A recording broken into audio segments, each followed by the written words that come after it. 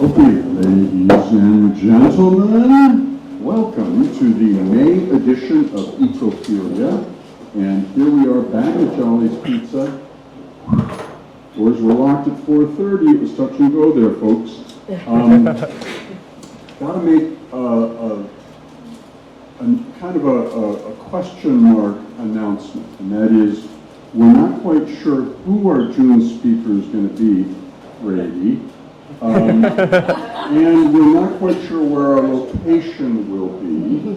We have been assured now that Jolly's Pizza will in fact be open over the summertime, Thursday, Friday, Saturday. If that's the case and we can get some assurance, then we will continue to meet here. But we are, your Ecophilia Junta is actively looking at other places. Market Garden Brewery is one. Visible Voice Books, maybe not as appropriate for us, but just look out for the communication from Anne so that you're in the loop and you know where we're going to be and who's speaking.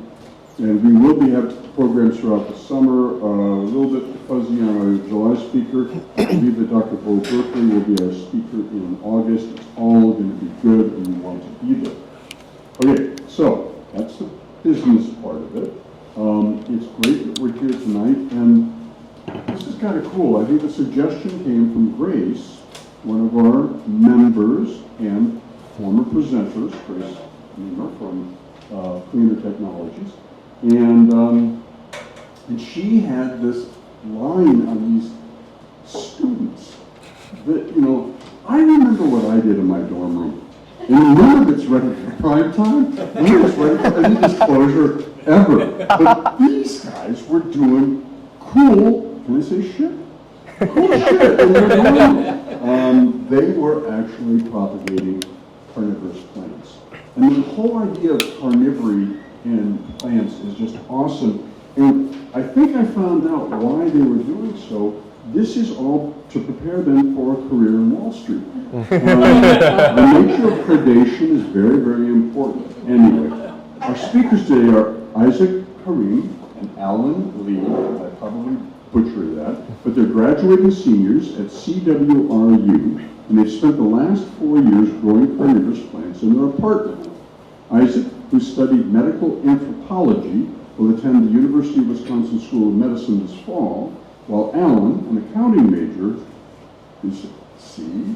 accounting, is headed to the University of Chicago Law School. Even better. What began as a long-standing interest has grown into a hands-on project for them during college, where they finally had the chance to build their own collection. So this is awesome. You know, we've had the deep dive in maple syrup production, old school and new school, along with samples. But this is really cool show and tell, where you have people that have become very expert in their field, and they've brought some examples of carnivory, of botanical carnivory with them. So with that, I don't know who's speaking first. Who's speaking first? You gotta go. Okay, I give it up to these guys. Well, thank y'all. I've never had an introduction before, so that was really cool. Well, my name is Isaac Karim. As he mentioned, I'm an undergrad, and I'm actually graduating tomorrow. I'm a bachelor in medical anthropology, and I also mastered. And next year I'll be going to medical school at University of Wisconsin in Madison. I'm Alan, going to Chicago Law next year. I'm graduating on Sunday in a degree in accounting. So I actually heard about Ecophilia from some of the members who came to a Cleaner event.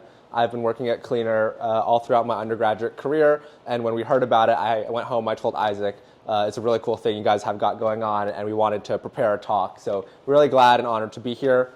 How we've sectioned off our talk is, in the beginning, we're going to kind of breeze through the different mechanisms plant use to catch their insects. And then after that, we're going to go through every species of carnivorous plant and highlight some of the different unique genotypes and different variations that are out there, the more common ones and some of the more interesting rare ones. At the end, we're going to talk about our experience growing them here in Cleveland. And, through all of this, please feel free to stop us, interrupt us, ask questions at any time. We're really excited and just ready to get started. For a small fee, I could take you to places in Geauga County where there's actually native pitcher plants growing that you guys might be able to spirit away. And sundew. And such. All right, so we're going to start with the first trap mechanism. So just a preface as to why these plants actually need to trap bugs in the first place. Why did they evolve in this way?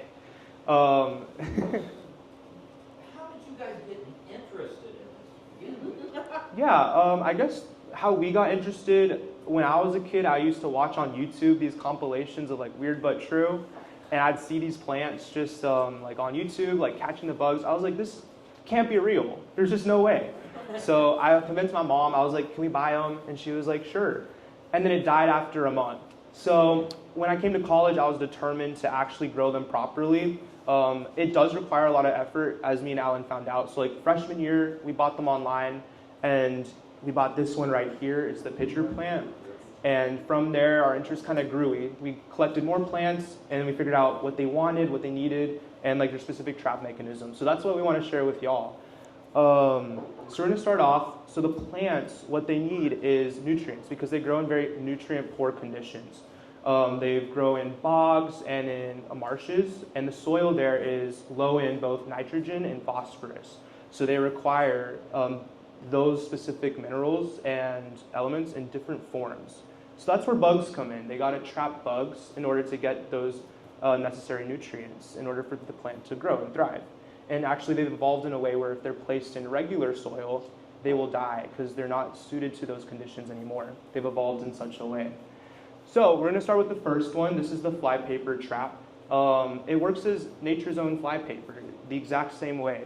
So you can see right here, there's a picture of a fly that's trapped onto the actual plant. It has these very sticky mucilage tentacles. You can see that right there. On the left-hand side is a cross-section of the plant. So there's really microscopic tentacles that have the mucilage covering on it. And what that does is, on the mucilage, it has almost like a mimic of nectar, so that these bugs are like attracted to it so that they can feed. But it's really sticky. So when the bug flies onto the plant, their wings and their legs get caught onto the mucilage, and eventually they get strangulated and die on the plant. The plant then subsequently releases enzymes and will digest the bug and absorb the nutrients. It forms almost like this soupy-like goop of bug, and that can effectively absorb into the plant leaf. So our next trap type is still an adhesive, but it's the fixed tentacle. So while flypaper might be a more fine tentacle with the mucilage, this one, they're a little bit more defined. You can see that's a really cool image I found in the top left. It's a really close-up of actually how that mucilage stays in a little clump connected to the tentacle. So for the fixed tentacles, these are the ones that don't move. They're going to stand still. They're going to wait for the prey to come to them and attach. But in the next one, we're actually going to get a cool video of how they can move. So these are the mobile tentacles. If you look on the very right-hand side, you might recognize that is a spotted lanternfly. Oh yeah, I'm sure all of y'all are familiar with that in Cleveland. So these bugs, whenever they land onto the leaf, they will trigger receptors on the leaves. And for these specific tentacles, they will wrap around the bug, and the plant itself will also wrap around for more effective digestion. This is a very energy-taxing process, so the plant has to be very picky with when it wants to actually move its leaf. So you can see right here, there's these S and P, they're denoted in S and P. There are two different tentacles that are on this specific mobile tentacle leaf. So the ones noted in S are like very sensitive receptors, so they are also less sticky. They're not very much coated in mucilage. However, they detect whether there is a foreign object present on the leaf. So whether it be a bug, feather, particle, or whatever, they will go and wrap whatever object is in there into the tentacles denoted in P. These P are tentacles coated in a lot of mucilage and are also very energy taxing in order to wrap. And that's how the bug will actually get trapped onto the leaf and how the leaf is going to actually deploy its enzymes to digest. The leaf has to be very selective in who it digests because it expends a lot of energy in order to break down and wrap around the insect. So it will only deploy these P receptors when it knows that it's a bug that's struggling, and it really has to hyperactivate those receptors in order to enact the cascade to mobilize the leaf. It's really, really cool. How big is that leaf, like compared to my finger? Yeah, I would say it's about the size of maybe 3/4 of my index finger. And there's a couple of different variants within like sundews. So like right here, this is the Filiformis species. So it has very, very long tentacles. This one's the Cape sundew on the very left. It also has pretty long tentacles, but like one that's native to Cleveland, which is the Rotundifolia species, that one is like this big. So it kind of depends. Do they anesthetize the creature at all? No, they do it straight up, kill those bugs. But there are other ones that anesthetize the bug and kind of incapacitate them, and we'll get into that a little bit later. And did those spotted lanternflies volunteer for this? Unfortunately, no. It was non-consensual. So next we have the pitfall traps, and there's actually two types of pitfall traps. There's the open top and the closed top. So the open ones, you can see they still have a hood on over the trap, but they actually, some of the closed ones, they actually have the hood to protect it from the rainwater to get in. The open traps actually want the water to get in. You can kind of see on the right, the way they capture the prey is they actually drown the bugs. They can also release the enzyme, the insect digesting enzyme inside of it. And what's really cool about these plants is that they can actually sense the pH levels of the liquid that's in their traps. So depending on the pH levels, they might want to produce more of the digestive enzyme or produce less, or actually some of the plants we'll get into later actually know how to release excess rainwater if there's too much rainwater in the traps. So for the open ones, they actually want the rainwater to drown the bugs. And that's in contrast to the pitfall that are hooded or closed. So you can see here there's some hoods that cover over that opening or just completely obscure the opening, as like in the left. The reason for this is their mechanisms are slightly different in the sense that they do not drown the bugs. They instead allow them to go deep inside of the trap, and you can see that in the bottom left-hand corner. There's like this very long and narrow tunnel where they'll go and suffocate and kind of like starve the bugs so that they end up dying inside of the trap.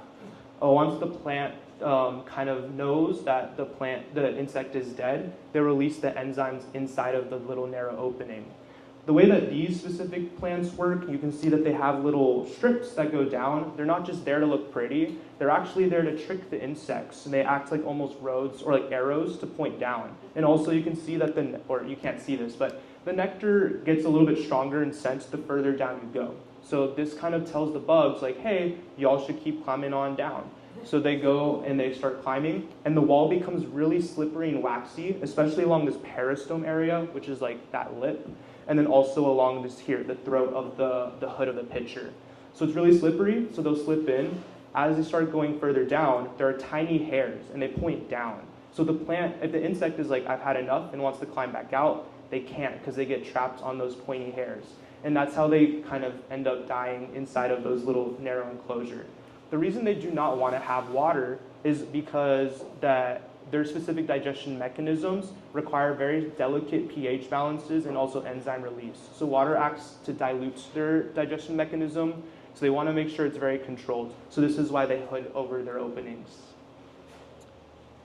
All right, next we've got the snap traps. This is kind of where the Venus flytrap lives. This is what people think of when you hear a carnivorous plant. When I actually got into carnivorous plants, what was so exciting for me was learning that there were other types of traps that weren't just, the snap trap, Venus flytrap, because that's all I really knew about. But then coming to college, meeting Isaac, the first one we got was this big pitcher plant. It was really cool to see what was actually out there. But the snap trap, this is kind of what you normally think of. There's trigger hairs on the inside of the Venus flytrap. We'll get it into a little bit later. The Venus flytrap can actually count. It doesn't trigger the second one of the trigger hairs is notified. It actually counts for a certain number of trigger hairs to be stimulated before it actually closes the trap and catches its prey. And then the trap will stay closed while the digestive enzymes are released, the bug is digested, and then it will reopen again to catch its next prey. But the Venus flytrap isn't actually the only plant that has the snap trap. here you can see, what's it called again? It's a water wheel. The water wheel actually also uses the snap trap mechanism. This one's completely underwater. You can see it catching insect larvae underwater using the same kind of trapping mechanism. So it's not just a Venus flytrap, which is really cool to me. All right, we'll move on to the next one. This is the suction mechanism, and this is actually one of the most interesting mechanisms to catch insects. So you can see right here, there are a ton, this is like a red color. I think they dyed them to make it very visible in the picture. This is just a picture of like a very zoomed in version of this. This is the bladderwort, but they have tiny little bladders. These bladders work as passive vacuums. So it has this very strong vacuum-like suction, and it's constantly activated. So this is completely under the water or in very waterlogged soils. So whenever a small organism, so think like a paramecium or a protozoa, swims up close to one of these bladders, they'll get immediately vacuumed into the bladder. And in fact, the strength of the bladder is about 280 times the gravity of The acceleration of acceleration of gravity. So you can see that this tiny little bladder can really pack a strong vacuum, and it's really, really fascinating. Once it's inside of the bladder, the digestion of the small protozoa or microbe is similar to the other plants. They'll release enzymes and then process it and can get absorbed into the actual plant. Yeah, that image on the right we took from a recent study where they just, it was a pretty recent study where they looked into the suction plants, and this is actually a high-speed camera. They took 2 images before and after the suction. The time interval between the 2 frames of the newest high-speed camera was just 1.1 millisecond, and then that's how fast you can see it getting sucked, this little protozoa, and that's 1 millimeter for scale. So this one we think is really cool. The next one we're talking about is the pigeon trap. The one you can see on the right is the Sarracenia psittacina, and it's found in water or water-saturated soil, and its primary prey are actually protozoans. You can kind of see on the right, it's not a normal trap, it kind of looks like a root structure. This is actually all underground, and they trap their prey with those hairs Isaac was talking about earlier, kind of how a pigeon trap to catch pigeons has a bunch of pointed metal rods so the pigeons can go one way and can't go the other way. That's kind of how it works with these little hairs. So on the right, it's the one how they would do it to catch the little protozoa with their root structure. But what's really cool is it's not just each plant has its own trapping mechanism. They also, a lot of them use them in conjunction. So how a lot of the insects determine where to fly is through the presence of light. If you think about a fly at night, maybe it's in a hole, it's going to fly towards the light source, the moon. So the first part of this carnivorous plant is called the lobster pot. It's this kind of translucent property that it has. So when the bug gets in there, the light kind of shines through it, the leaf, so the bug doesn't really know where the out of this box is because there's light coming from everywhere. So that's the first part, the lobster pot. And then as the bug gets disoriented, it's flying around, it doesn't know how to get out. It's going to get pushed down into the bottom part of the trap, which has that pigeon trap. And here there's a cross section. You can really see how those hairs cross each other so the bug can go one way down into the plant, but they're going to prevent the bug from moving the other way. So it's really cool to see how the plants can use different types of these trapping mechanisms in conjunction. All right, so we've gone through how the plants actually trap their bugs. Now let's talk about the plants themselves. So like, I always thought when I was a kid there was like 2. There's actually a ton. And so we'll kind of go through all the different families and the different genuses within the families. So we're going to start with the Sarraceniaceae family. And within them there's 3 different genuses. So the first one is Sarracenia. This is one of the 2 that you can find here natively in Ohio. The specific one is Sarracenia puparia, and they're really cool. They're really low to the ground. These ones are a little bit different. There are a couple of variations.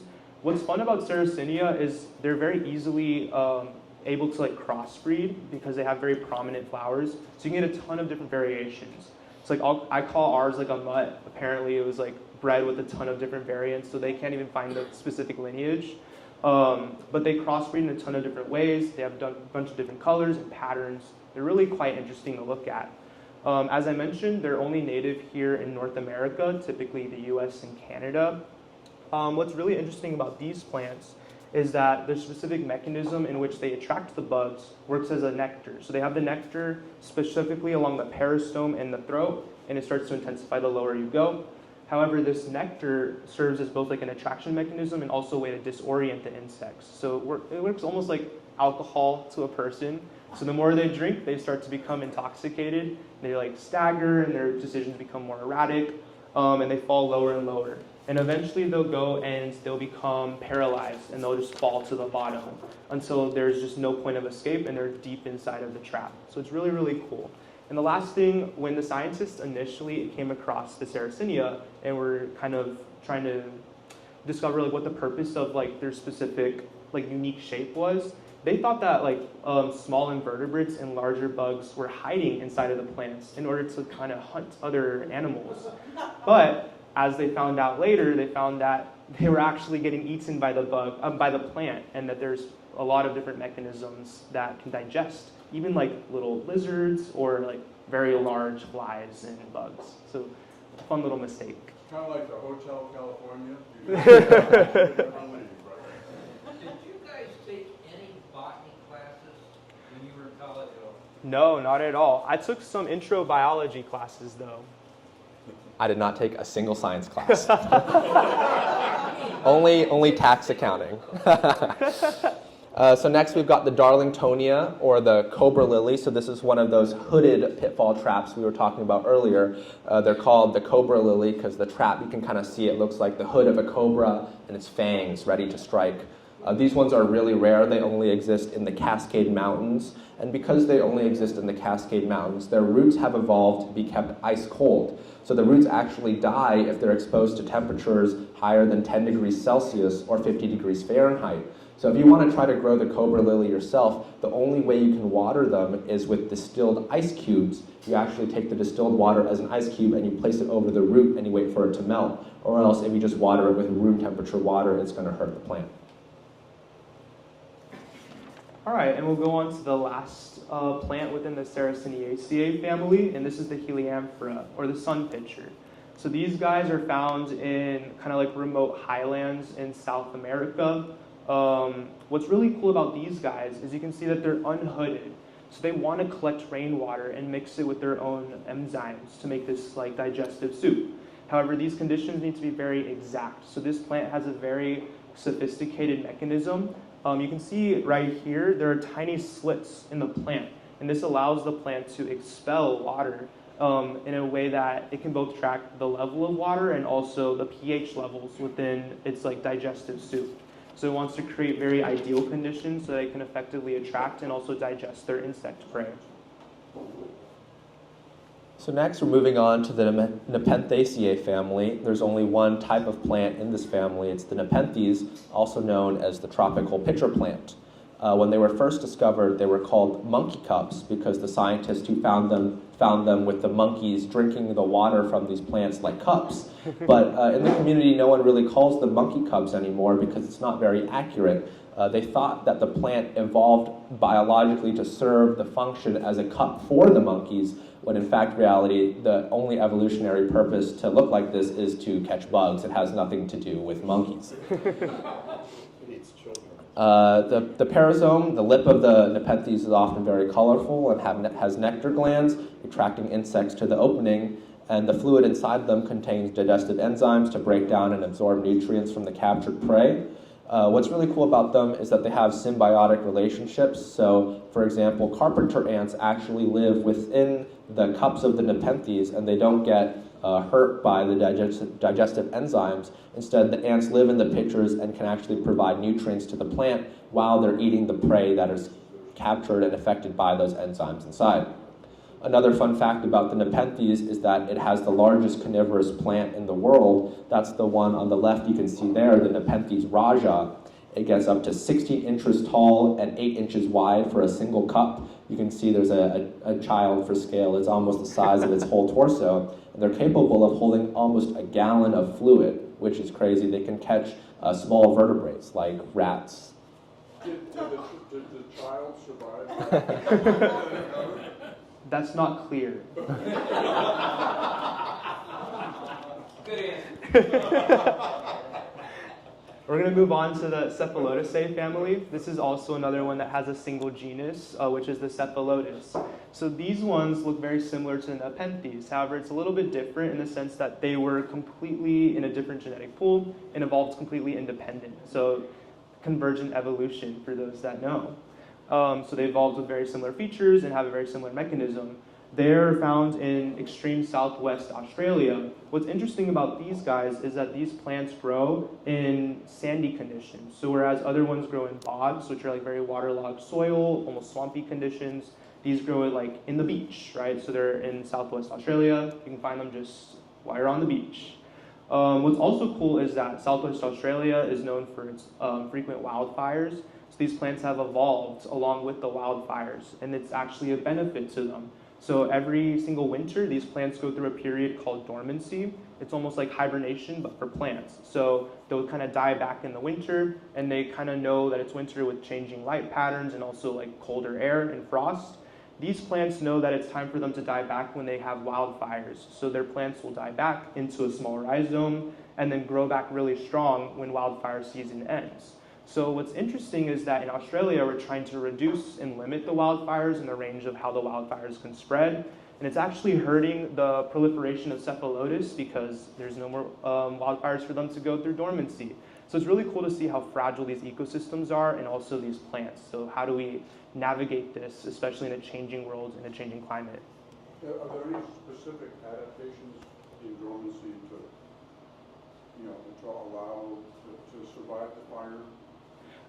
So you can see these, like those traps, they're like leaves, right? So if you think of like a bush, there's like the bark, and then there's like leaves on it. So they have like, it's very hidden inside of the traps, there's like a stem. That's the specific rhizome of the plant.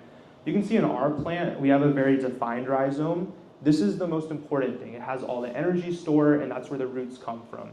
So the plant evolves into this like very strong woody rhizome, and it kind of protects itself from the burning of the fire. All right, next we're moving to the Droseraceae family, starting with the Drosera or the sundew. Now this is the largest genera of carnivorous plants with at least 194 species discovered as of now, with more to be discovered. This is what Darwin predominantly studied. He predominantly studied one type of plant called the Drosera rotundifolia, spent 16 years studying the mechanism and its behaviors, and was the first scientist to officially publish carnivory in plants due to this sundew. He famously stated in 1860, "I care more about Drosera than the origin of all the species in the world." And you can see there's a lot of different species of the Drosera, so on the map they exist in almost all the different environments. All right, sticking with the Droseraceae family, we have the Drosophilum. This is also known as the dewy pine. So its range is a little bit less widespread than the entire globe. They actually are just in Portugal and northern Morocco. So similar to our other plant that we discussed earlier, they also grow in very arid, dry desert conditions, which is really cool. So you can see that they have the tentacles, and they function very similar to how the sundew does. But it also serves two purposes. So more than just catching insects, the dewy pine lives in the desert, so it needs to regulate temperature very closely because there's very high temperatures during the day and very low temperatures during the night. So the dews also work as thermoregulation, and it allows for the plant to regulate its internal temperature and its root temperature in a way that's not harmful for it, especially during the extreme desert highs and lows. All right, this one's a mouthful. I'm going to try it. Triphyophyllum from the Droseraceae family. This is the largest of all the Drosera in the world, and what's unique about this one is it's the only carnivorous plant that's able to choose to produce carnivorous leaves or non-carnivorous leaves. So on the left, you can see a picture of the non-carnivorous leaf, and they actually have hooks on the end of them that helps them climb and grow up trees and cliffs to kind of like a vine. And on the right, you can see the typical carnivorous type of leaf. It's going to hang down, it has the tentacles, the mucilage, and that's where it's going to get the nutrients from. And it's able to kind of selectively decide depending on whether it has sufficient nutrients from plants, from insects. So let's say it had a season where it had a ton of insects that it caught. It doesn't need to have those nutrients anymore because these leaves are very energy inefficient to grow and to sustain. So the plant will just use this when it feels like it has sufficient energy. But when it's in low energy stores, it will put out these carnivorous traps to get that higher energy. All right, so we're going to move on to the next Droseraceae family, which is the Rorigula. This one is also known as the South African flybush. As its name suggests, they're usually found in South Africa. What's controversial about this plant is there's a lot of discussion as to whether it is actually a true carnivorous plant or not. So as you can see, it has its tentacles and it catches insects in very similar ways as the other sundus that we mentioned. However, you'll also see that there's our little friend right here. This is the assassin bug. What he does is he camps out on the plant and he will not get caught by the tentacles. They're too small for him to get caught on the tentacles. So the assassin bug will come and eat the flies that are captured, so like the smaller flies that do get caught in the tentacles. He'll go and eat and extract the nutrients and be well fed. And when he's done, he'll process it and then defecate or poop it out. And the defecation goes and gets put on the plant, and the plant can then absorb those nutrients from the feces of the assassin bug.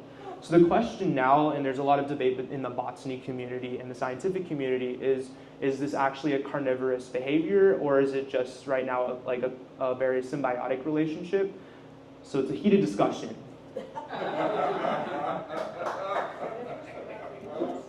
Next, we've got the biblis, also called the rainbow plant. It's called the rainbow plant due to its prismatic qualities. When struck by sunlight, you can see it's got a lot of mucilage all across its tendrils. It's very pretty when the sunlight hits it.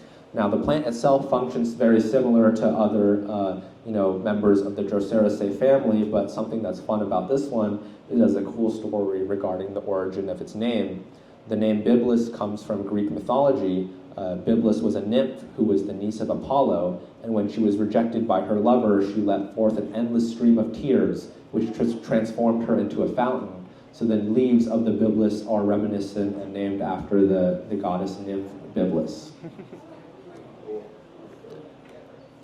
All right, we're staying in the Droseraceae family. This is a main character, should I say, of carnivorous plants. You might recognize them from Little Shop of Horrors, but instead of having teeth, they actually have little hairs inside of their traps. So the way that these hairs work, these guys count. So Alan mentioned a little bit earlier with the trap mechanism, when a fly lands on there, there's these little hairs, and if a insect kind of touches it, it'll start to trigger it. And it has a certain number of triggers that it needs in order to actually close. 2 and 20. Between 2 and 20 triggers, and then it will actually close. And when they're doing that, does it have to be multiple hairs, or can it be like 5 triggers on one hair, and then that would trigger? So one hair could be sufficient. What it's really doing is it's trying to trigger an action potential. So the more you trigger it, the more, wow, this is Bio 215. The more it starts to have like a stimuli, and eventually it goes over a threshold, and it knows that it can start the cascade. So one trigger hair will be sufficient. It just needs to have enough to go past that threshold. Once it gets to the threshold, it has a cascade of opening like calcium channels, and then it'll eventually open like signal motor cells to close the actual leaf. So then it'll go, close the leaf, and encase it into a seal, and then release those digestive fluids to actually digest the insect. Talk about the closure mechanism. I already did. And then, just could you speak real quick, Venus flytrap, what is the digestive period? I mean, how long does it take before they're going to reopen again and they're ready for business? That's a great question. So we asked, how long does it take for it to digest and for the plant to open again? So typically, it depends. So like if it's a young trap, it can digest very effectively because it releases its digestive fluids in a very effective way. So think close to like 2 to 5 days. The older the trap gets, the less effective it is. So it might stay closed for 10 days to 2 weeks. Or sometimes it'll die. It'll turn like brown or black and then just kind of die off. There's also a limited amount of times it can actually close its trap. 3 to 5. It can close around 3 to 5 times before the trap ends up dying. So it's a very limited resource, and it's also very energy inefficient. So it really wants to make sure that it's getting a bug that it can sap its nutrients, as opposed to like a feather or a particle and have like a false trigger. What? So how long does it take the plant to generate a new trap? Yeah, so every new season is when they generate new traps. So if you look at our plant, it's generated like 2 new traps this season. Older plants or plants in better conditions than what we provide can usually provide like a lot more traps. But when it shoots out a trap, it could take, like in our experience, like a week or 2. It will start to develop and then actually open in like the second week. Also, it kind of just depends on the maturity of the trap. A younger trap might take a little bit shorter to develop a trap, but it will have like a really small trap. A more mature trap will take a longer time to develop, but will have a lot larger of a trap. Talk about where they're found. And also, what's really interesting is that you can only find these guys in North and South Carolina. All right, lesser known than the Venus flytrap, but we have the Aldrovanda, the water wheel plant. Darwin named it the miniature aquatic Venus flytrap because the trap mechanism is very similar, except they can operate effectively underwater. They only grow in very specific water conditions, so because of this, they're actually considered an endangered species. On the left, you can see a really good close-up image of how it is. You can kind of see there's like spokes on it with a trap at each end. That's why they call it the water wheel plant. But you might not even notice it in the wild if you look on the right-hand side. It kind of just looks like a little piece of seaweed when compared to a human hand. We made it out of the Droseraceae family. Can you go back for a second? Yes. Look at the distribution. That's wild.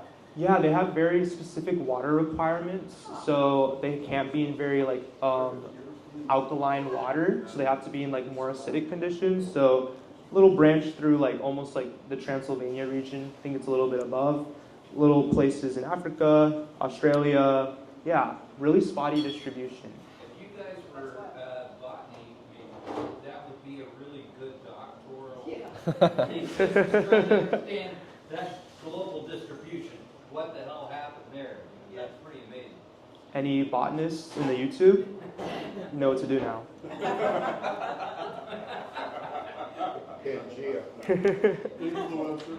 We're on to Lenticulariaceae family. This is the Utricularia, or the bladderwort. The bladderwort has 2 different species. There's the terrestrial species. There's also aquatic species. There's about 80% of the bladderworts are terrestrial, and then 20% of them are purely aquatic. The way that these work, they have like the bladders. So there's the top, and this is a good picture that should show. There's this top half, that's the flower. It'll flower every single growing period so that it can reproduce. And in the bottom, it has almost a bladder system. So in aquatic bladderworts, they act as like flotation devices to keep them on the surface so they can get surface organisms. And then in terrestrial ones, they're in like very waterlogged soil, so they'll just stay in there and they'll have the bladders that can go and catch those little springtails or any of the little critters that live inside of the soil. Microscopic though.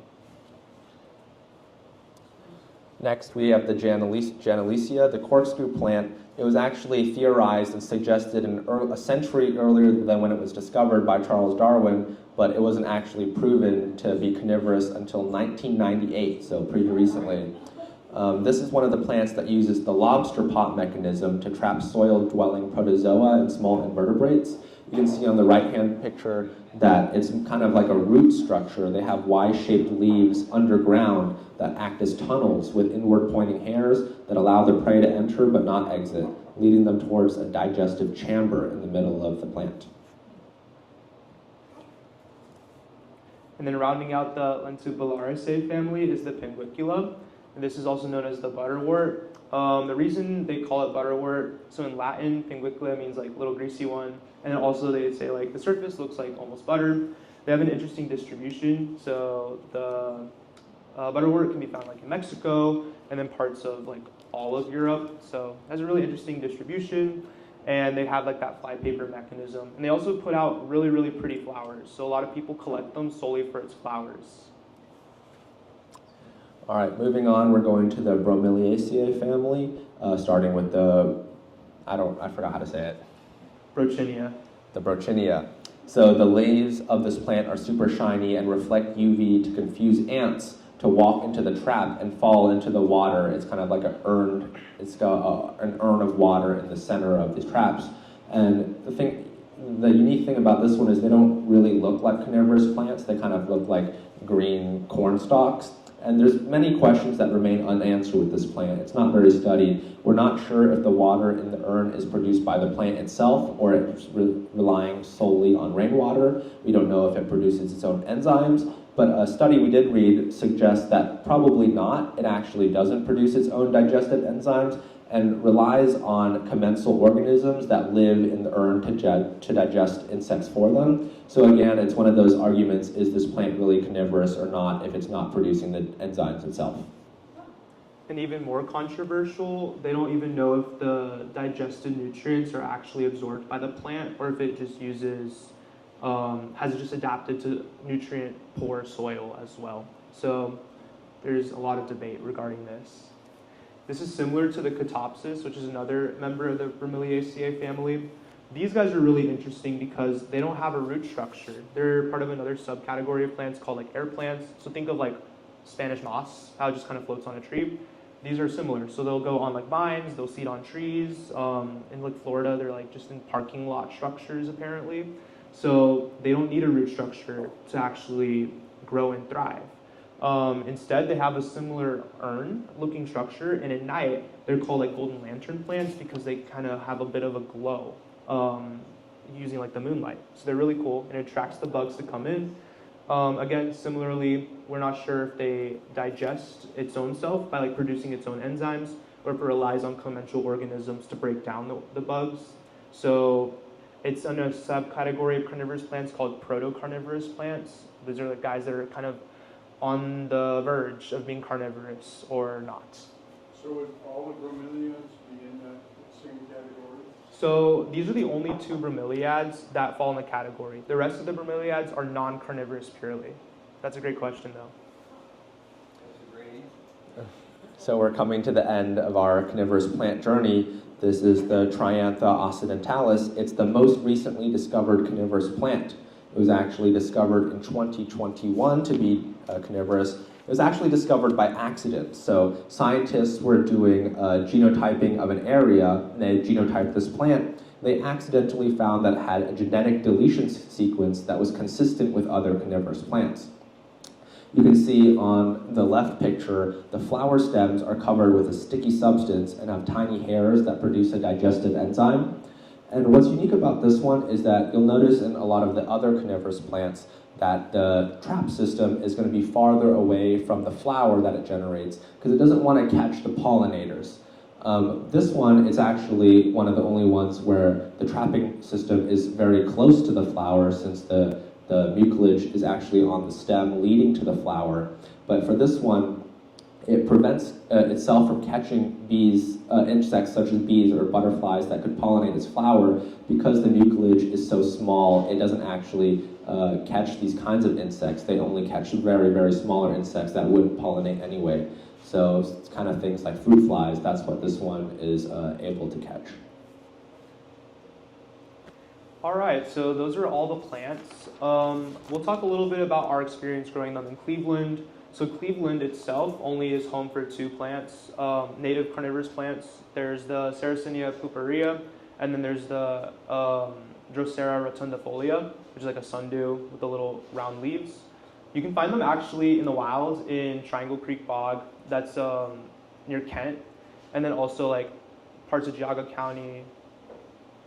I don't know the rest of the counties in Ohio, but there's a couple of counties you can find them in. So it's really, really cool. They, again, as we mentioned, they have very specific needs, and sometimes Cleveland does not provide those needs. Namely, sunlight is difficult to come by in Cleveland, and also the specific humidity requirements. A lot of these plants need a lot of humidity. What me and Alan found is that Cleveland has like lower humidity. It's like around, I would say like a range of like 40 to 60%. These plants probably need 80 to 95% humidity for it to be like in perfect conditions, especially the tropical variants. So we have three right here, and like feel free to come up, especially at the end if you want to take a look at them. These two right here are non-tropical varieties, so they've really thrived in Cleveland, especially we grow them on our windowsill because we don't have a balcony. They've really done great. A lot of people mention with Sarracenia that if you can grow a tomato plant, then you can grow a Sarracenia as well. They're pretty easy to grow. They have very large rhizomes, and they go through a very similar dormancy cycle to like what most American climates have. So it can withstand frost, and it can also withstand like very low light requirements. So we've been able to grow him very easily here in Cleveland. We've had a lot less luck with a lot of our other plants. Some of them haven't made it to this trip, so they ended up dying. Notably, we bought like a Venus flytrap the first year, and he died almost immediately. What we found was a really big struggle was the humidity. We had a humidifier there, but it got really gross, so we had to get rid of the humidifier. We weren't able to preserve like the humidity requirements for the plant, so it never was able to produce traps, and also we didn't have a lot of light to produce. So then it ended up dying really quickly. So eventually we bought a grow light. And a lot of these tropical plants require like very, very strong direct sunlight. So we had to get artificial light for our plants. So we have this grow lamp that is clamped onto our window. It's actually funny, if you walk by our window, like everyone's like, I can tell it's your room because there's like purple light beaming from the window. But it's really cool. It's able to keep a lot more of our plants alive to like kind of have adequate light requirements for our otherwise lack of light here in Cleveland. For humidity, we've been really struggling with that. We had another Nepenthes. These are tropical plants as well. They require 80% to 100% humidity to be in good conditions, and we just simply can't like replicate that with our own conditions. Ideally, you get a terrarium and have a humidifier in it. We just haven't done it. So our Nepenthes has not been putting out traps. So This last year. Yeah, this last year. Our first 2 years, it was able to produce traps. It was one of my favorite plants. This year, he has not produced a single trap. It's kind of in a sad, sorry state, so we didn't bring him here to show today. But yeah, we've kept these ones inside on our windowsill. I stayed in Cleveland to work at Cleaner two summers ago, and I was actually subleasing a place that had a porch, so I was able to take them all outside for that summer. And what was really cool was our pitcher plant. Right now it only has one trap, but that summer it was eating so many bugs outside on our porch. It had 4 traps at once. And how it kind of works is later you can come up and look. The traps, they fill up with bugs, and then when it's expended and when it's gotten all the nutrients, they kind of shrivel up and die to take the energy and make a new trap, and then us, to make it keep looking nice, we trim them off ourselves. So you can see a bunch of the old places where we've had to trim the traps. But that summer, when I had it outside, at the end of the summer, we were trimming the traps, and we cut them out, and we cross-sectioned them, and it was incredible. You could see it was catching bugs the whole way up in this cross-section. So it was really cool to actually have this plant, have it outside, and actually at the end of the summer see all of the bugs it was able to catch. The last consideration you need to have is most of these plants, especially the temperate varieties, require a period of dormancy. I touched a little bit about that on our presentation, but it's like their version of hibernation. Since it was inside on our windowsill, you need to kind of replicate those conditions. We ended up not, so we overwintered the plants and just let them grow throughout the year. This is harmful for the plants, not good for its longevity, so we should probably start thinking about that. But ideally, you want to be able to replicate dormancy conditions. The reason why we can't have them necessarily outside either is most of these plants are not resistant to the cold, strong Cleveland winters. Specifically a Venus flytrap or Filiformis like the sundew, they do not know how to act in freeze or snow, so they'll just instantly die. But like a pitcher plant, he would probably be okay in outside in the winter. But you can replicate those conditions by putting them in your freezer or fridge, and just keeping them over the winter and having a light set up in there. We discussed it a little bit, but we have roommates, so they weren't a big fan of us sticking the plants in the fridge. But you can do that, and it replicates the dormancy really well. But it's been a fun journey. It's definitely interesting to grow non-native plants here in Cleveland. There's a ton of different considerations that you need to have, but that's kind of part of the fun of it too. You want to talk about where to buy them? Mm-hmm. Well, I wish you both the absolute most success in your careers in the medical world and also in the accounting world. And I hope that as you are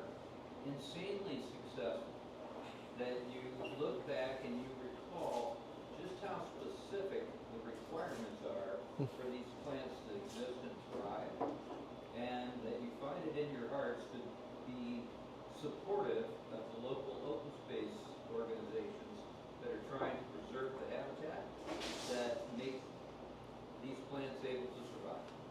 100%. We were going to talk a little bit about conservation of these plants because they are in wetlands and bogs, and those are very often the first things to go in development because it's very flat land. So it's important to like be conscious of that. So like when you want your new Walmart to be built, know like where is it actually being built? What are the things that are going to be kind of destroyed and taken over when you encroach on those habitats? Also, if you want to buy your own plants, there's a ton of things on like online that you can buy. One of my favorite places you can buy is like the Meadowview Research Station. Just look up Meadowview Research Station, and they'll give you really large plants for low cost. This is not a sponsor, by the way, but they're really great. And also, all your proceeds go towards research for the carnivorous plants and also conservation efforts. So they're a really great resource. Also, there's the Plant Consortium, they're a good resource, and then carnivorousplants.com. There's Pet Fly Trap. There's a ton of different sources that you can find, but Meadowview is my favorite one. So there's so many questions, Graham. One is, how are you going to divvy up your question? We're going to do a little joint custody. We don't think Madison and Chicago are too far away, so we might do a one-year kind of rotation with the plants. So yeah, we expect to keep in touch, see each other once in a while. I think we're gonna meet up in Chicago because I think it's gonna be a more fun city. And then we'll swap the plants every year. So most of these plants are green, and I suspect that they photosynthesize and then use the nutrients from the bugs, which you said, the nitrogen, phosphorus. I was hiking in the mountains in Europe, and I saw, I think it was a sundew, which was completely wet, and then we also, some of these plants get all of their nutrition from the bugs. Yeah, so I would say that I don't know the exact percentage of how much nutrients come from the bugs, how much comes from sunlight, and how much comes from like the limited amount in the soil, but it varies depending on the plant. And again, like the different varieties and its different habitats definitely have a lot to do with how it adapted to its specific environment. I do know that these plants can survive without eating bugs. So they can just get enough sufficient nutrients to grow like with just sunlight, right? And it can do its photosynthesis and gain its energy in those forms. But it's not sustainable for the plants. They're definitely not thriving without bugs. So they need both elements for the plant to be successful. But it very much depends. And you mentioned there's like different colorations. That has to do a lot with the sunlight. So there's like Venus flytraps that are like bright red. So this one's green. There's some that are like really bright red, and that has to do with like the different chlorophyll that's like found inside. But those red ones require a ton of sunlight for it to actually be like a thriving plant, versus this one can get away with a little bit less sunlight. So it really depends, but it's super cool to see like the different requirements and needs for each of the plants. That's a great question. Are any of these plants able to sort which insects or which victims? Do they ever spit them out? Some of them by size, but Yeah. But other than size, is there a way to sort them?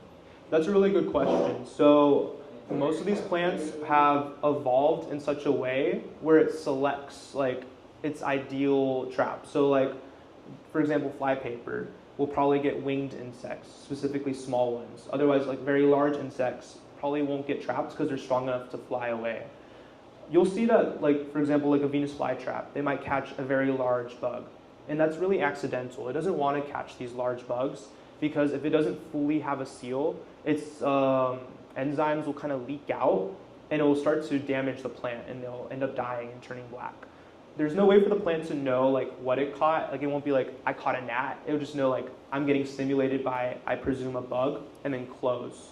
But there are ways that it evolved and adapted in order to make it higher probability that it'll catch, for example, like a smaller bug, like a gnat, or a larger bug like, for example, the Nepenthes will catch larger bugs and be okay with it as well. So yeah, there's no way for it to like release and spit out either if it recognizes it's too big of a catch. Whenever the mechanism occurs, it's no going back. You mentioned the importance of sunlight. It's interesting that, two of the habitats where you find sundew in northeastern Ohio are in bogs, which are highly acidic, and in fens, which are highly alkaline. It's kind of like, whoa, wait a minute. They can tolerate, they're both out in places where they have access to direct sun because of those environmental conditions.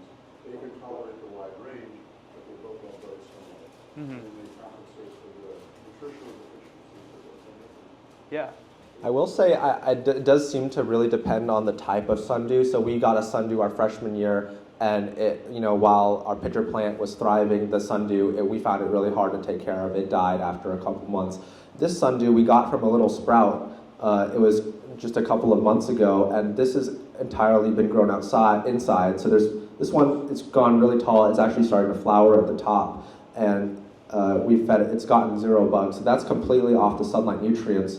And our freshman year sundew, I don't know the species of that one, it's been a while, but that one we even tried to feed it. You can artificially feed them. The pitcher plant right now, if you come up and look at it after, it's actually got a fly at the top of the trap. That's because I killed a fly in our dorm room and I put it inside the trap to eat. But just in case you can't get the bugs, you can actually buy mealworms. So our freshman year, we bought mealworms, we put water with them, we mashed them up, and then we put them in our plants and kind of stimulated the little trigger hairs. So we actually did that with our first sundew, and even with the UV light and artificially feeding them the mashed up mealworms, it wasn't able to grow. While this one, on the other hand, it's been really easy. We haven't had to feed it anything. It's just been the sunlight. So it seems that even within just the sundews, the different variations and types of sundews require more or less sunlight or nutrients from the bugs. Have you guys seen any of these plants in their natural habitat? So where I'm from, like Houston, that's where I'm from, like originally, there's none there. That's probably why I got so fascinated by them when I was small. But there is like this national park in the north part of Texas. It's the Piney Woods region, and there's only one type. It's the Sarracenia alata. It looks just pure green. So I was able to visit it in person. Really, really cool. And when I moved here, the first thing I looked up was like, are there carnivorous plants in Ohio? And there were. So I went over to the bog, just like 1 hour down, and I saw them. I saw it in the summer, and it was really cool to see them like kind of all growing. And I was like, I wonder how this looks like in the snow. And I did. I went down like in the winter, and it was like snow covered in all of them. And what's really interesting is it's like the Sarracenia that lives in the bogs in Ohio are the puparia, and they're really like big traps, right? And they have like a hood that almost acts like a funnel, so they get a lot of rainwater, and they have like a pool. So they're like, I would classify them like open hooded. In the winter, it freezes. It's completely frozen. So I like squeezed out one of like the little things, and you can see like the bugs were completely frozen up in there. Insane. It's really, really cool. A nice springtime meal. You're right. Storing its food for spring. Yeah, so in my life, I've encountered a Venus flytrap for sale in the supermarket checkout aisle occasionally. It seems like that's a very common kind of gimmicky plant for people to pick up. But if someone were to buy one of those, what are your best tips for actually allowing it to thrive? Yeah. And like, what is that like the same species that's always sold in every supermarket, or? Yeah. I don't know about the supermarket. Yeah, so in the supermarkets, what's interesting, like specifically Venus flytraps, they're like lab grown, so they get like a bunch of leaf cuttings from the wild, but like we can't poach from the wild, it's illegal, because these are like all protected plants. They're very threatened and endangered species. So they have to kind of grow them like in their own factory warehouses. So they have like leaf cuttings, or you can also get like seeds, but they're just not harvested from the wild. And you grow a ton of them. There's some like issues with that. So a lot of these plants aren't as robust and strong as what you find in the wild. So especially when you get them from like a supermarket, they're not going to be they're already kind of like at a disadvantage because they're not the best version of the plant. They're not wild type. So I would say what you want to do is minimize stress. Whenever they get transported anywhere, they're very stressed. All the leaves that you get initially will die off. That's just kind of part of the process, or like at least most of them. But what you want to do is make sure they're very well watered. I would say prepare the soil beforehand. That was one of our biggest struggles. Well, the soil itself we buy online because it needs a very special soil mix. It's like sphagnum moss, peat, and perlite, all just like without fertilizer or anything. You have to get pots that don't leach out nutrients, like terracotta pots. They're not very good for that. Yeah, certain plastic pots will just like have like leach out nutrients, so like you have to be very careful about what pots you get. And then pre-mix your soil with distilled water so it's like already moist. Because if it goes into a very dry area, the roots will like be very, very stressed. So you can kind of do yourself your own favor by putting those roots in. Also, as I mentioned, humidity is a big thing, especially when it's like moving to a different environment. It wants to be in a good humidity area. So our plants, we put sphagnum moss just on the top. We didn't even buy it. It just came like wrapped, like root wraps in the sphagnum moss. We just left it on top, and it really does a good job in preserving moisture and humidity. I think that's like almost like a pro tip if you want to like preserve and like almost reduce the stress for the plants. But yeah, they're very fragile, especially when you first get them. So you kind of see what works, especially within your own home environment, and then go from there. Can you provide humidity by spraying them with just a spray bottle? Yeah, you can spritz them with like water, distilled water, right? But I mean, it only does so much, and especially so like for example, this one, since it has like mucilage, the water will kind of interfere with the mucilage. So if you like really go to town and spritzing it, it might start to actually be almost detrimental to the plant. I would say like if you spritz, definitely do it near the base of the plant. And also, it's like a temporary shot of humidity. If you want to like produce like constant humidity conditions, wrapping it in sphagnum moss is a good way to constantly invoke humidity. Terrarium setups are really good, but they can be prone to fungus or anything, so be careful with that. And then also having a humidifier nearby is another good way to have constant humidity. So many questions, but one is, on these guys that use the, you call it mucilage, Yes. how come they don't just stick to themselves? So how are they able to, number one, adhere to the insect, trap the insect, digest the insect, but then release when they're done? You got it. That's a good question. I don't know.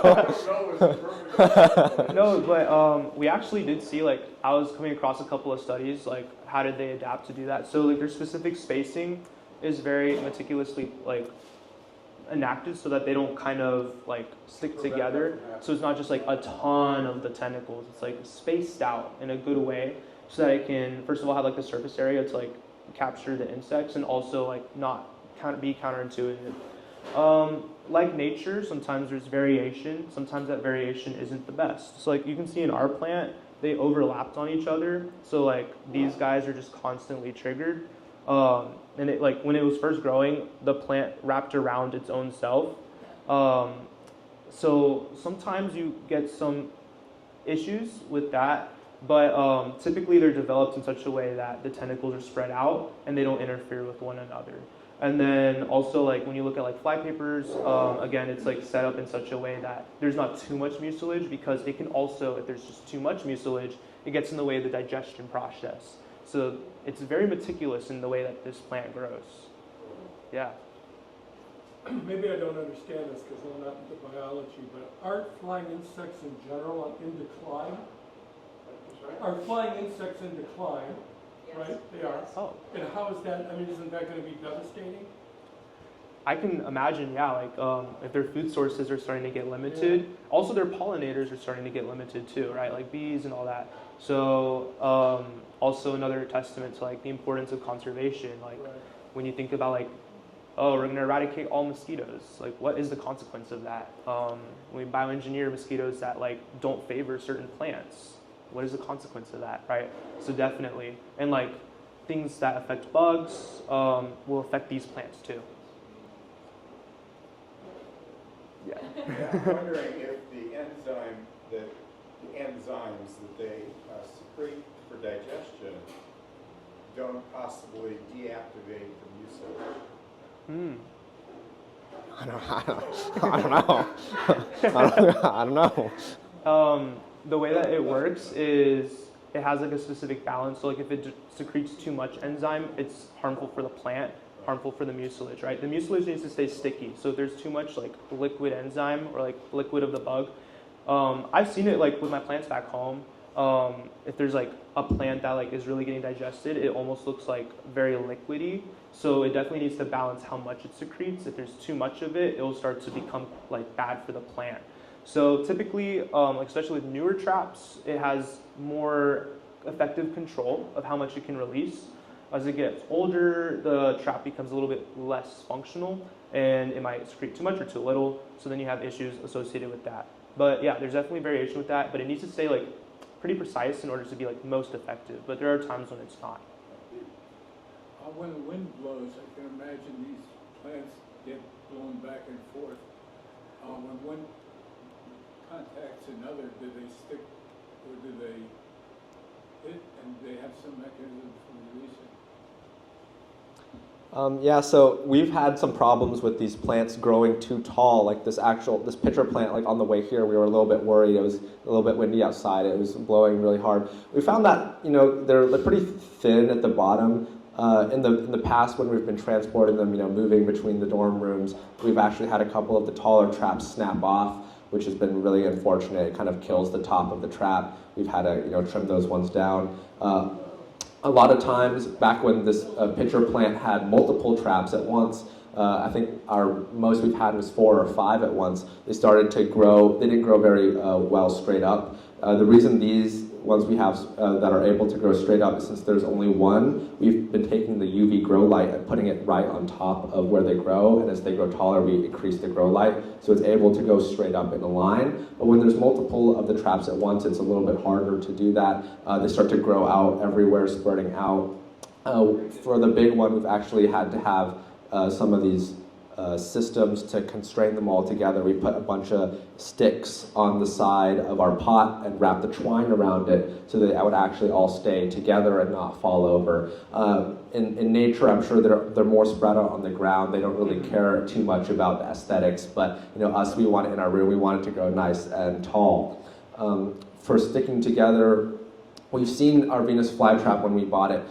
It was a little bit intertwined with itself. It was kind of a problem. It was growing within itself, kind of like an ingrown hair. So we've actually had to, use tweezers and ply it apart so it would have a healthy growth. I'm pretty sure in nature, there's no one, there with tweezers plying it apart. Some of them are going to survive. Some of them will not be so fortunate. For the sticky ones, kind of sometimes when we've rubbed our hand against it by accident, like the mucus comes off, it is really sticky. But we've actually seen that they don't stick to themselves for the sundew very much. They're able to, I don't think they're strong enough to, stick to each other and pose a problem. They've, been growing apart pretty well, and, when they do accidentally bump into each other, they've just kind of come apart.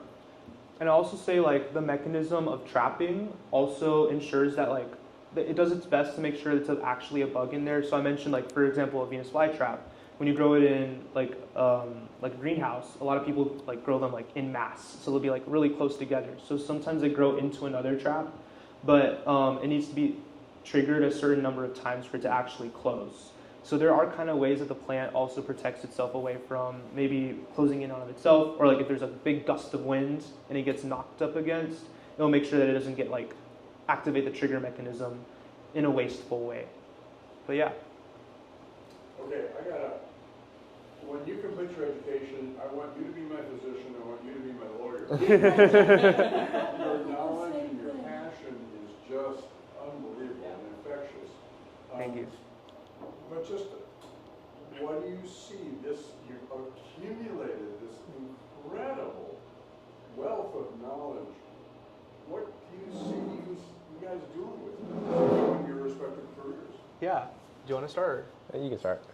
Well, for me, I would say like end game, I'm done with being a doctor. Maybe I'm coming into clinic 3 times a week, 2 times a week. I definitely want to like make a greenhouse of sorts, and maybe I'll sell some just like intermittently. Definitely for like low cost. I know like as a kid, my parents never wanted to buy like really, really expensive, and they're starting to become like very, very expensive. So just kind of sell them as a passion project. I think that's like my end goal, so like learning more about that is definitely important. But I think it's also just translatable, like any of these like hobbies or passions, especially like in STEM, very translatable, like in ways that we can educate other people about them. It's important. It's taught me a lot about like conservation and the importance of like how fragile these ecosystems are and the importance in actually protecting them. So I've been more cognizant of that, and a lot of times like my own science education, like the basic sciences, I learned about these very complex mechanisms, but seeing them play out in like nature shows me like how awesome science is and also like how fragile it is at the same time. So I definitely will take those lessons with me too, kind of throughout my entire life. I think for me, I'm really excited to keep it purely for like hobby and for pleasure and not try to, gamify it. I think nowadays a lot of like hobbies that people try to like, with the hustle and the startup culture, everyone tries to make it into a business. But for me, I think growing plants for me was something more meditative, a little bit more zen. Yeah. I'm really excited to not turn it into a business. That I don't think that's for me. I think I want to just, grow myself and my pleasure, my hobby time, and kind of, just give myself a space away from work. I don't know, nowadays for big law firms, it's really crazy. You're recruited for your second year summer internship on your first semester of law school. That's what ends up being your full-time career. So it's kind of crazy how it works nowadays is you do all your interviews for the big law firm, and then your first ever law school grades come out, and then they give you a call. If your grades were good enough, you get the job, and if your grades aren't good enough, you don't get the job. So that first semester of law school basically determines your entire career. Everyone's been telling me that it's super stressful. You have to make sure you have something away from school to, make sure you keep a little bit of your sanity. So for myself, I'm really interested. I'm looking forward to, having the plants on the years that I do get the custody of the plants and just keeping it to myself and, kind of having a peaceful hobby outside of, the pressure of all the professional world. You take that lantern fly and you name it with that SOB professor.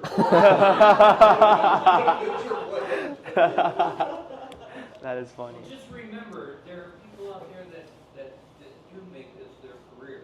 Yes. And that you folks in your prospective careers, like I said earlier, I wish you the greatest of success.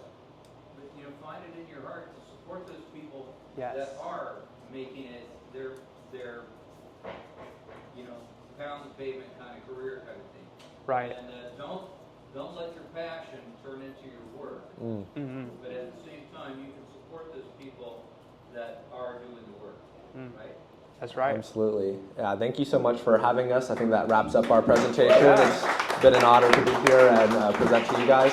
Thank you so much. Okay, give it up. These two gentlemen were outstanding. One of our best programs ever. You guys were fabulous. Thank you. Thank you, Grace, for bringing this remarkable talents. And then everyone's encouraged to come on up and take a close Yes. look at these examples of carnivory that we've got before you. So again, and stay tuned. Look for Ann's emails about next month's meeting, both topic and location. We want to confirm, in fact, that Charlie's Pizza is going to be open, and if so, we'll probably be here. But stay tuned. Be nimble. Thanks, folks, for coming on out. Really appreciate it. Thank you, Isaac. Thank you, Alan. Thank and y'all. We'll see you next time. Thanks, Artie. Hey, Ari.